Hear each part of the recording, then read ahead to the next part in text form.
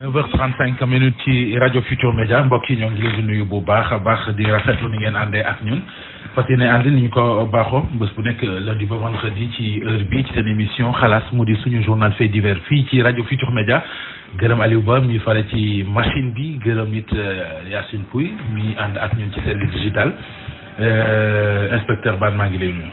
maa ngi lay ziar sama waa ji di la bëggee bu baax a baax di ziar. dama bëgg Yacine nga dimbale bu auditeurs yi jaar ci RFM l'officiel wax ma Ndoye Bane tey lu muy nundoon. waaw.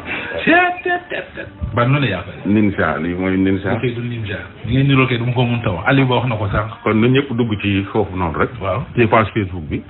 ñu xool. ba xam. waaw jaajëf di ziar ñëpp di ñaanal ñëpp jàmm rek yal na yàlla def jàmm ci réew mi yal na fi yàlla jëlee mbas mi te ñëpp ñu am jàmm. waaw yàlla def dara ci poos yi te bu doon jàmm. waaw loolu de am na solo. waaw. Passepartout. Ndiaye. maa ngi lay ziare. maa ngi delloo ziar. maa ngi lay ziare di ziare Ban di ziare auditeurs yeeg internet yëpp. comme ni nga ko waxee waa RFM l'officiel ak waa RFM.sn. waaw gars yi dañ dugg ñu xool Ban. genre commune wu Nimza yooyu de. ah waaye man du ma ci sori moom. ñu dem ci partenaire. waaw na kii rek. parce que tey moom dama bëgg ñu yëngal ko. dama dégg nit ñi di ma waxal lu ma waxul. dañuy wax ne man maa ne. état d'urgence bi couvre-feu bi c'est du n'importe quoi. musuma ko wax te duma ko mës a wax. man duma tooñ. citoyen sénégalais la. lu ñu teg ci réew mi ne loi dama koy respecté. musuma wax ne c'est du n'importe quoi te duma ko mës a wax. dama ne nañ wax ban pertinence la am. ban njariñ li. voilà jamono juñ ko tegee. ban pertinence la am te su ma jàkkaarloon ak président Macky Sall dinaa ko laaj. ay du n'importe quoi man ñaanuma yàlla di tool nee naa leen liñ fi teg. man dama koy respecté. ndax doomu Sénégal la te na ko doomu Sénégal yi respecté. comme moom laa leen sant. tuuti naa sax ci sant leen. nag am naa droit laaj gi ban pertinence la am. loolu moom dara du ko dindi. ay appelé à la rébellion nañ fi rébellion seet takk der yaa ngi fi. ku mu nekk sa xel demal nga rébellé wu nga xool takk der yaa ngi fi doo ci Mouhamed moo la ciy dugal de. démb de saf na saf. yow tamit. démb ñi sol tëni bariwuñu. ñi sol tëni ñoo bari tax ci mbedd yi. waaw ñi sol tëni ñoo taxaw ci check point yi ci rond point yi. gars yi yeneen gars yi civilu. ñu baree ay gars yoo xam ne man xamoo woon police am na gars yu toll noonu. dugg ci biir koñi jullee fa timis. yooyu yëpp am na jullee fa gée. est-ce que bu heure bi jotee ñu jóg taxaw. couvre-feu bi mujj naa métti nag. saa yi dem moom saa yi. ay couvre-feu bi mujj na métti de. waaw mais nag nañ ci dawal yërmande rek. nañ ci dawal yërmande rek. ban façon yërmande la. xam nga bu ñu nee par exemple bus yi dañ koy réglementer. ay restrictions. oto yi nombre de place bi nit ñi toog ak ñiy taxaw. dañ leen di réglementer.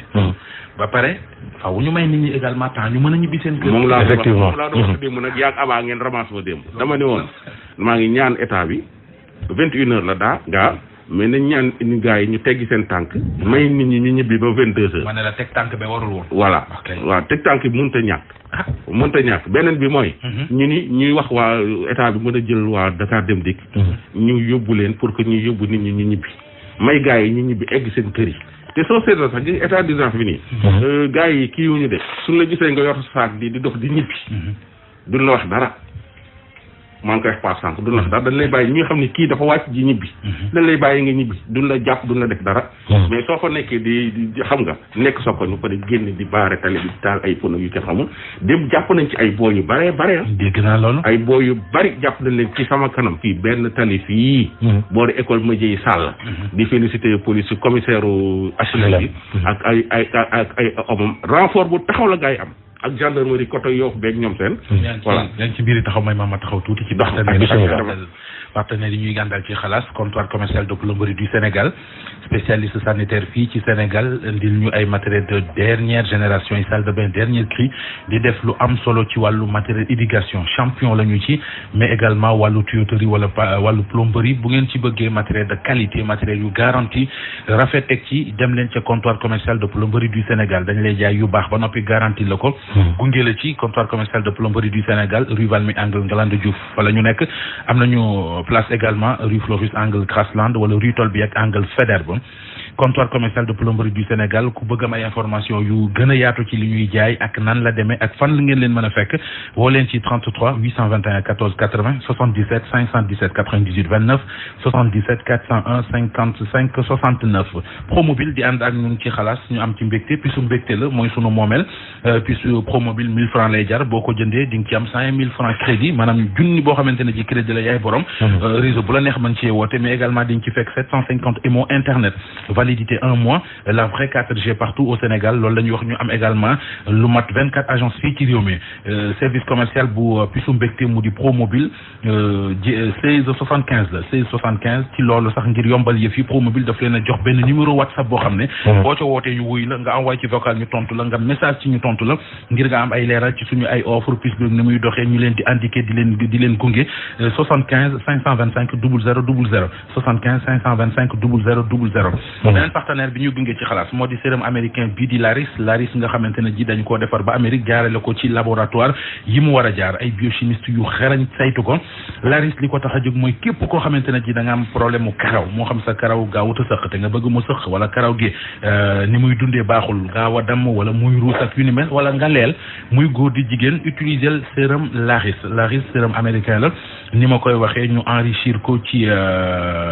ak li nga xamante ne ji moo di biotine di vitamine bu am solo ci croissance karaw distributeur exclusif bi fii ci Sénégal Lay Cosmétique la mi ngi marché Sandaga numéro téléphone am 77 656 80 18 77 656 98 lépp loo soxla ci Laris rek am na fa waaw ñi naan Ndoye nekkul moom dama ciy gën a sawar pour wax ci ñi naan Ndoye Bane malaaka mootu ngi man am na bu gis bëgguma ko sax lii torti ngir saa ngi noonu na ngay dugg ci groupe bi rek xool ginnaaw ngay wax ne leen ci Facebook nu mu tudd page bi RFM l'officiel la waaw lii samay feem la rek kooku Yacine Diouf ko yore lii damaa gëmantu gëmantu ci boppam laa def gisuma bëti mais nag Ndiaye Ndiaye gis nga ba 22h di ngeen di ñaan bu mën nañ ko sax def ba 23h parce que en temps normal nit ki bu wàccee war a ñibbi buun wala yëmbal wala Malika jël bus solo booy lañ génne ci comprendre nga techniciens yi ci kër gi am na ñoo xam ne yaruñu quoi te li ma leen xamal naa ko ban yow taaru woo de mais yàlla dëgg rek la bëgg ku nekk sa bàmmeel ban taaru woo de xam nga mën ngaa ñaaw ci kanam rafet ci xol waaw non loolu moom da nga koy seet waaw xaar ba sa jour anniversaire waaw ma seedeel la li ma la xam waaw xam nga xol bu rafet moo gën kanam gu rafet waaw te lu rafet ci xol feeñ ci kanam c'est ça Ndiaye ban damay dem di si benn xool sa portable envoyé naa leen benn ancien policier boo xam dafa décédé démb buntu hôpital principal ancien policier boobu ma nga doon servir fële ca Mbour 90 da doon transféré ay détenus fële ca Thiès jamono yooyu ñu ngi doon kii nu mu déféré Thiès biñ koy defee bi muy déféré détenus yi dañoo ñoom temps yooyu ñoom amuñu woon oto sax dañoo dem jëli car ca gaarul Thiès ba luy fab car pour yóbbu ko Thiès léegi bi ñuy dem ci détenus yi da ci am koo xam ne dafa dem ci sàcc benn grenade ci biir commissariat bi dugg ak moom ci oto bi 89 90 la ñu dem ba ci booru Dougar mu découpé ki nga xam ne moom mooy di grenade affaire bi explosé ci oto bi policier bii moo leen doon yóbbu xam naa ni mu leen monoté woon doon ko njëkkante ak ñoom affaire bi explosé yàq bët yi yàq loxo yi waaw gis naa ne loxo yi dafa daj amul loxo ba pare ngay gis noonu dafa silmaxa tey passé moom mii contacté woon nañ ñu pour que ñu jàppale ko ba mu ni ko defal benn vidéo mu ngi woon Fuuta vidéo bi ñu envoyé woon leerul baaxul woon man leen defaat leen ko pour que bi ñuy tourné bi ñuy demee Fuuta jëm naa leen woo sax jotuma ko moom mii mais nag dafa daan woon feebar bu metti bërki démb ñu évacué ko Dakar yóbbu ko principal ci wax yi ki nga xam ne moo di inspecteur divisionnaire bii may waaj a teg moom moo ànd ak moom bu hôpital principal ay 23h ñu ni ko mënuñu koo téye génne ko hôpital bi mu faatu ca buntu hôpital ba déglul kii waaw Cheikh Sadibou Seck inspecteur divisionnaire à la retraite mbir mu amee nu mu demee waaw mbir mi daal nii la demee Ablaye Fall dafa def accident depuis 90 grenade daal moom moo taanoon ci kawam bët bu xeeku dal fële loxoye dal fële léegi mu toppatoo wuñ ko woon daal wax dëgg yàlla moom ay détenu la doon yóbbu. waaw doon ko yóbbu Thiès affaire bi ba nga amee woon booru Dugar. waaw bi nga xamee ni léegi affaire bi dal na ko. ñu toog presque mën naa wax ne ay ati. waaw jamono yooyu état wu Sénégal ak police nationale jàppale wuñ ko woon. commissaire ba fa nekkoon dafa reculer responsabilité daw responsabilité nga yabalu ko woon 2007 bi ma ñëwee maa def benn rapport yóbbu ko pour ñu essayer sax am nañ ko jox mën koo jox pension d'invalidité delluwaat Fuuta parce que mënul toog fii xam nga koo xam ne ay loxo bët yi ñoo buxee loxo yi dal fële mu nekk ci Fuuta ci condition yu métti wax dëgg yàlla yu jafe dafa libéré woon jabar ji kat moom moo libéré moom ñu fi jékki rek ñoo daal di dem ko loolu dalee daal jabar ji da koo abandonné dem yoonam mu nekk ak ay doomam ñi ñuy wax Daawda Fall xale bu jàmbaare wax dëgg yàlla xale bu jàmbaare waaw pension biñ ko doon jox mu ci sutura pension 5% mais pension bi sax demewul noonu wax dëgg yàlla daal wax dëgg demewul noonu waroon ngaa ñëw o tacte nan la ba nga waroon ñëw mais far rek moom moo taxoon xam naa ne ci wuloo waaw affaire bu ñu sotti barkaataati démb nag affaire bi daal di ko yëggalaat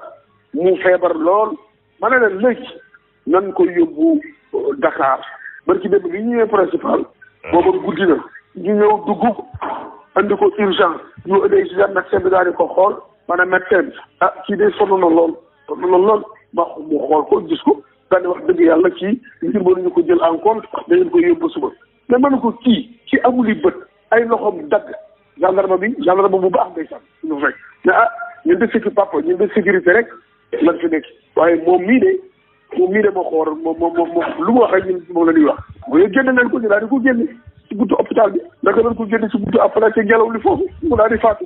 loo wax médecin bi. dama ne ko yow xam nga ban diine nga am xam nga ci ban diine nga bokk mais diine boo nekk rek li sa diine sant la ko nit ñëw feebar daa di papte papte non mënu ma ko faj nangam génn ma ne ko mais kii dëkku fi Fuuta la dëkk boo ko génnee ci mbedd bi fan lu jëm amuñu fu ñu fanaan. yow yaa taxaw nii di ko wax. waaw amul benn diine bu nangu lii nga def nii daal di ko génne ci mbedd bi waaw ci buntu hôpital bi war koo génne deful 5 minutes mu faatu.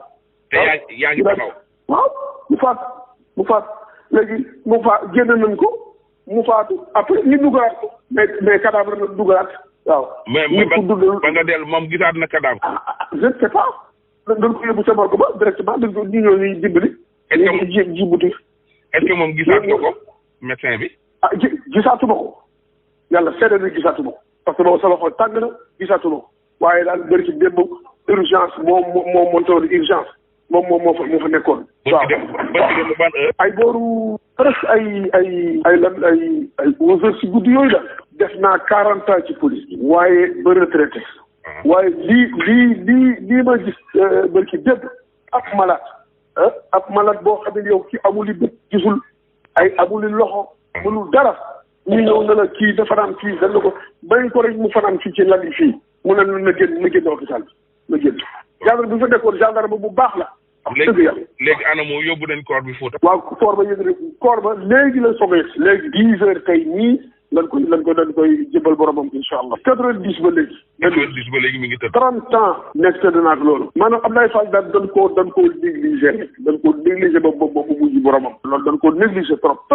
la ma jooyloo du question dara damaa jàpp ni doomu aadama laa comme moom te lii ko dal mën na dal ku ne ci àddina te nit ñi mënuñu fexe ba comprendre loolu ci àddina. moom li ko daloon dans l'exercice de ses fonctions ci la ko dal. dans l'exercice de ses fonctions commissaire ba nga xamee ni moom la tombeeloon moom tamit génn na àddina yàlla ko yàlla yërëm mais dafa wax ne carrément yabalu ko nga yow nit ab policier dana jël ab détenu di ko yóbbu te commissaire ba yabalu ko. waaw mais détenu bi fu mu jëlee woon grenade bi. voilà détenu bi ci biir xam nga négligence rek xam nga doomu aadama matut ci biir leen di génne am na benn keesu grenade bu fa nekkoon da koo jël te gisuñu ko waaw daal di ko lax da koo jël dëbb ko te daal di ko lax ba ñuy yeggee nag ba booru yéen alors dugaar yooyu ci la ko dégoupillé daal di ko dégoupillé affaire yi éclaté dëgg bu xëy bu loxo ci dem fa.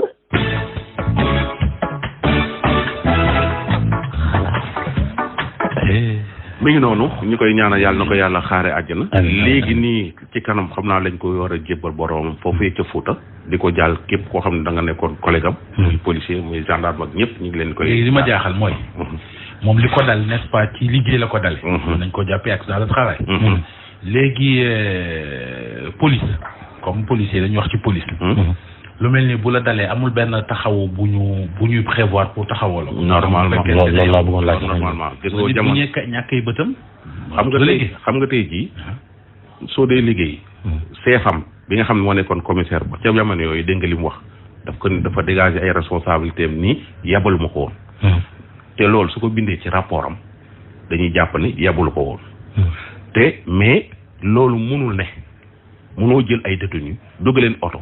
war na leen jëlee Mbuur ba Thiès te defoo ko ci sa ndigalu chef ça c'est impossible loolu mënul nekk. que chef ba sant ko woon keneen kooku am empêchement mu jël place woon. non loolu généralement également bon wóoruma nag damay laaj rek parce que chef bi moom it bu ne yebalu mu ko woon déjà nañ vérifier ndax moo ko wax.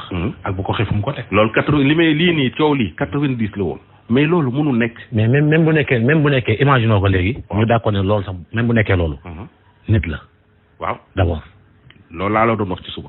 maa ngi lay wax ci suba. ñun Sénégal wala ñun Afrique ñoo yàlla jéggal ci ñama ko wax dañoo fonkul doomu aadama. jëmmi doomu aadama dañ koo defee fonk. ci ñenn ñi. waaw ñu ci ëpp. ci ñenn ñi parce que ñàkk fokk doomu aadama moo tax kii souffrir pendant 30 ans ñu yóbbu ko hôpital ñu négliger ko ba mu faatu ci buntu hôpital ba. te bari na ñuy dund yu mel nii fii ci réew mi. loolu it beneen problème Sénégal fenn rek la ñuy amee yërmande ci yow bis boo nekkee morgue ba dinañ la sang ci yërmande jébbal la sunu borom ci yërmande ñaanal la ci yërmande mooy sooy dund la yërëm maa la may lii. mais aussi tam autorité yi surtout ay police ak armée war nañu xool tam seen yenn mesures yi ni muy maanaam yenn saa dafay xaw a sévère nit ki même fekkente ni yabaloo ko sax yónni wuloo ko. ndogal dal ko mu nekk ci cadre liggéey même boo ko yabalul. da ngay xool aspect wu humanisme waa nit ki. loolu doomu aadama bi. loolu du police ak gendarmerie fépp la Sénégal gépp la. wax mais tamit ban. maanaam da ngay nekk ci bërëbu liggéeykaay di fa liggéey. feebar dab la ñun négligé la. loolu day am ci bërëbu liggéeykaay yi fii Sénégal. beneen bi ci topp voilà bi ci topp mooy bu ñu jógee foofu nañu léegi bu ñu paree foofu nañu vérifier tamit négligence hôpital bi. est-ce que c'est avéré wala. déedéet négligence bi kay ma nga tàmbalee ci ba ñu seetaanee présumé détenu bi ba mu jël grenade dugg ak moom cooto bi. waaw bu mu jëlee grenade. voilà wala négligence ba yooyu wax na ko. mi ngi noonu. moo indi lii lépp. mais léegi nag xam nga fi mu ne nii ci fee bi ñu nekk nii. mooy génne na àdduna ci buntu hôpital. fee grenade ba boo fekkee ne xëy na ñu ngi dégg suñu. loolu boobu inspecteur bi nee naa ko na jéem a jokkoo ak directeur hôpital principal. mooy le général Dieng. Mame Thierno. il est disponible il est compétent te nit ku baax la. mu wax ko ban jour la woon. ban heure la lii am ñu def enquête xool ban médecin moo fa nekkoon heure boobu. bu laajee daan ñu tegi daan. waaw. mënuñu ko bàyyi noonu moom. noonu assistance la de. Ndiaye. ban élément bii ñu teg. man fekkewu ma ko nekkuma fi. passe partout ko fi. man mii tamit fekkewu ma ko. waaw peut-être. waa déet. élément bii. dama koy monté ba yàgg may nelaw ma jàpp ni man di jàpp ndaw si moo ma jàpp may nelaw. te man musuma di monté élément di nelaw. sa tegle bii rek moo tax ma xëy sol yu ñuul yi. moo tax doon yow sa tegle bii rek. dégg ma moo tax ma bi may monté élément bi damaa tiit. dégg ngeen waa joo ñu fi waxoon ñu naan ku mu takk jabar ku mu takk rek nga am problème. élément boobu moo fi indi yëpp moo fi indi ku bërki démb ki. mais ki naan day gis lu ñëwagul. waaw kii nag mooy mooy daam Sadji gi mooy gaan ak ngaan. moo xëdd kaaw yi. déglu Ndiaye. salaamaaleykum wa xalaas. nuyu naa la yéen ñëpp. déglu naa xalaas yi fi jaar. waaye man bi ma dégloo bu paa boobu ak ndaw si bu mu wax bii passé muy jeudi. man ba tey ñooñu xaw naa ndoo kaa ci benn côté waaye man est-ce que ñooñu gën ma leen a garaawle. ndaxte man dafa am lu nekk si man depuis nag dama nekkee xale yàgg na dama daan di su ma tëddee dama daan gis ñu kooku di génn ci diggante mur bi ak lal bi di taxaw taalal ni ay loxoom dama gis nag loxo yi waaye day mel ni comme lu yore ay laaf ñuur dama gis bët yi te bi dima tiital muy yuuxu affaire bi dima tiital muy yuuxu mujj gi mooy def feebar mujj gi ma amee ay bopp yu metti nekkati affaire booy neeti ma te xawuma ko boobu xale laa sama bopp bi metti fu ne ñu faj ko fa mu jógee foofu sëy bi ma sëyee affaire bi bàyyiwuma lu ndaw soosu di wax di ko def ay farosam man dama daan tëdd di sëy koo xam ne maanaam kilifa lay doon wala koo xam ne dama sax xam mu am nu mu mel ci man comme benn mu nekk sama rakk wala mu nekk sama càmmi genre yooyu la ma daan jox waaye yàlla doole na ma sutura nag man benn côté moom dugaluma ko woon sama bopp def ma woon ko jàpp ko tourmenté sama bopp déedéet donte nag maa ngi woyaale ne mënuma koo wax kenn affaire bi nag dafa jàppoon nag mujj bi damay dem ba mel ne sax comme damay mel ne comme ko tàqale ko sama sago su ma toogee damay jékki-jékki damay absenté mel ni beneen dëkk laa nekk damay jékki-jékki damay absenté dootuma nekkateeti mën nga maa laal damay mel ne comme ko dee may dem teew maa ñëw sama yóbbu si sama ma koy loolu ñaan su ma demee ñu ne ma dafa am lu ne si yow dina am nekk si yow léegi ba am benn paa bu ma boole ma dem paa bi ma demee mu ne ma mën naa koo dindi moo koy sa paa bi jëndil ma ko taxul affaire bi bàyyi na donte nag affaire gént bi moom li ma naa tëddee di gént sëy moom wàññeeku na moom bàyyi na carrément moom tëddatuma di gént di sëy waaye li ma gën a jaaxal nag te jaaxal ma mooy li ma àndal damay tugg si yàgg ay ree damay jàpp duma xam damay ree dama war a jooy duma xam ndax damay toog si yàgg damay def benn action damay toog di tuub ci yàlla di jéggalu ndaxte gis nga tey bu ma jote woon ak kenn bu ma xuloo bi nit rek dootu am jàmm tant que kooku maanaam benn dina ko def mu feebar wala dina def mu dara dal ko daal moom daal foo jaadala la dama naan def bu ma toogee sama xale bu ñuy génn ma ne leen yéen a ngi doon di génn boo leen di génn demee nañ naan bu ñuy génn ñu leen di xaar sama ñaari doom yi yëpp noonu lañ tojee seen bopp ma demee wax ko sama waajur sama papa ne ma bàyyi di dëkku ta xale yi ci laa bàyyi su ma daan jotee nit tamit ku ma tëkk bu ma la tëkkoo bu may wax rek affaire bi bu ma naan comme tey su ma jotee war a yow ma la yaa ngi ma sama diggante yow yàlla ma yàlla aate weer laa la may weer nekk kooku day dee dafa am ko ma mos a joteel nag li ma gën a metti ci sama àddina gën naa metti mu am ko ma joteel su ma doon liggéeyee yu ñuy wax ci affaire yi sëriñ yi ndaw si ñëw di wax ay wax lu ne ma wax ma ko léegi nag bi ma ko waxee affaire bi metti ma nag tuuti ma ne ko yow sama diggante yow ñaari weer laa ne yàlla dina ñaar gis na ndoy baan gis na man ba ma jékki-jékki gis na ndaw si di néewi man dama tiit di néewi par yaram bi di génne ndox